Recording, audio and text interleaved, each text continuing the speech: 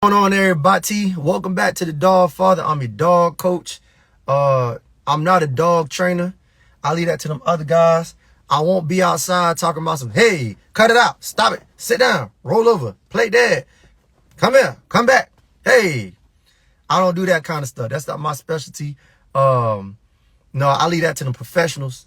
They do that. I'm a lifestyle coach. So what I do is I come up with game plans tailored for you and your dog. And we sit down and we come up with a lifestyle that best suits your dog from misbehaving inside the house. Because what I learned as a dog breeder, because I was breeding dogs at one point, I still am, but not as frequently as I used to. When I was selling dogs and I have these clientele who might have issues with the dog or something like that, 9 times out of 10, it wasn't the dog, it was the lifestyle that they were providing the dog. And they would come to me and say, hey, I think he needs training. And I'd be like, yeah, he could get training, but I don't think training is going to stop these incidents from happening forever. Training is temporary. I think what you're missing is a lifestyle, a set schedule. You don't have a set schedule for the dog. You don't have a set routine, exercise pattern for the dog, physical stimulation, mental stimulation. All this is missing. So what I do is I come in and I help you out with putting together a game plan to make sure that your dog is receiving a routine of physical stimulation and mental stimulation. These things are very important for your dog. Watch how you see how your dog's behavior change inside the house once you're able to provide a consistent routine for your dog.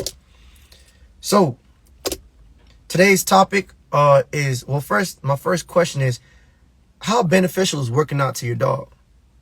I just talked about physical and mental stimulation. How beneficial do you think these things are to your dog? See, this is one thing that your dog trainer won't tell you. They won't admit this. This is a secret. And I'm probably gonna get a lot of backlash for telling y'all this, but the secret to your dog behaving is making sure your dog is breathing like this. You see what I'm saying? If your dog is breathing like that, you've won the day. Simple as that. Owning a dog is as simple as that. Making sure your dog is breathing heavy, consistently. Because when you think about it, a lot is going on in that dog's mind when it's not just tired. The brain is tired. Its body is tired. That dog wants to go lay down now. And dogs need about a good, 16 to 18 hours of sleep a day. You see what I'm saying? So when you get a dog tired, it's kind of hard for him to be bad.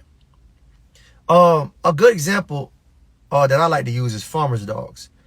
I'm not sure if you guys are familiar with farmers' dogs, but whenever you watch farmers' dogs and they're out there in the fields and they're doing their job, they hardly have any behavior issues. I don't know if you guys noticed that. But if you go to a farming land, or you go to a farming field, or you go to a farmer's house and you ask about dogs, it's like they have a connection. The owners and the dogs have a certain connection where it's like, hey, you do this job for me every day and you good and we're good. And the dog is in compliance because that dog is being stimulated every single day, mentally and physically. Farmers' dogs are mentally and physically stimulated every day. They got to wake up and do a task every single day. They're working out every single day. So I like to take that recipe and kind of add it into my daily routine with my dogs. I don't have a whole bunch of farm animals. I don't got farming land, but it's the routine and schedule that I like to follow to keep my dogs in check. And then what happens is, I rarely have any problems with my dogs. Barely, People call my phone, they don't even hear the dogs in the back. Your dog's there? Yeah. He's sleeping. They sleeping. My dogs are always sleeping. Anybody who call me, they know my dogs are always sleeping. So we're going to talk about that today. What are some tools you can use to mentally stimulate your dog? If you don't got 80 acres or 40 acres of land, what can you do to mentally, physically stimulate your dog? So one tool that I like to use is called spring pole. The spring pole is a gem. Don't y'all sleep on a spring pole. The spring pole is basically a tug of war tool for your dog that your dog basically plays with by themselves. Matter of fact, watch this.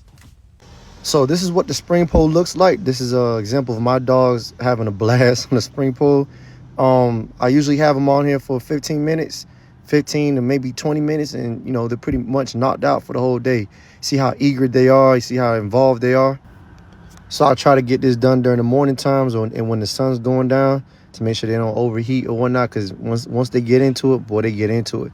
And as you can see, all this is just a tug toy with core links attached to it. And I have a regular rope wrapped around the tree to tie it. Not only this is a good upper body workout for your dog, but it also helps them with agility and mobility as they got to jump up, because I like to place them at a good height. I like to put the spring pole up there and they have to maneuver their body and figure out how to hold on and grab. When you're using the spring pole is almost damn near a whole body workout. It works out the neck, works out the chest, works out the shoulder blades, the back, and the core.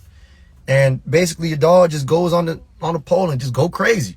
So I got bull breeds, so I don't know if it's because of genetics, but bull breeds seem to be more catered to this type of device.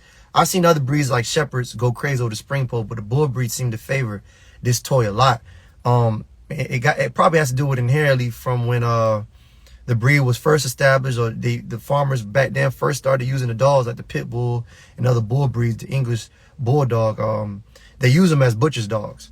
So if I'm a farmer, I'm on the field and I'm chasing livestock and I need to butcher it or hold the animal down like a bull or something like that, I'll grab a pit bull, make sure the pit bull grabs the animal, a cow, and holds the cow down while I come and butcher the animal. So these are things that the dog inherently naturally wants to do. So I try to get as close as that to possible with the most legal way possible. So a spring pole. And they got all different types of spring poles. They got spring poles that you tie in the air, or you tie in a tree, or you put behind a door, or they got the tether tug that you stick in the ground and there's a pole sticking out with the toy, and the dog could go crazy on that. All that is in the link in my description box, and also on my Instagram. You can watch all the videos for that in my down in the description box in the link, the URL. So the spring pole is a great tool for exercise, great tool for mental stimulation, great tool for physical stimulation. The mental stimulation part comes from them trying to figure out how to get the toy. So if you got it in a tree and it's high up there, the dog has to figure out how to navigate, how to jump, how high to jump. They're thinking. And then when they grip on, they got to figure out what spot is the best spot to grip, to hold on. Because when you got a pit bull or bull breed, they want to stay on. So they're trying to figure out what spot is the best spot. This spot's the best spot. So they're thinking and working out. Great tool, great toy. I love it. I've been using it pretty much for about 4 years straight now. When I first got my first pit bull, I was staying in apartments, and I didn't own a tree or a backyard or front yard. So I used to go to the playgrounds where the kids used to be at, and I put the spring pole on the monkey bars, and they'll go crazy on that. So yeah, the spring pole is a great tool. I highly recommend it. Like I said, if you're looking for videos or more videos, my Instagram URL is in the description box, along with the different type of spring poles are in my description box. Check that out and tell me what you guys think about it. All right, you guys have a good one.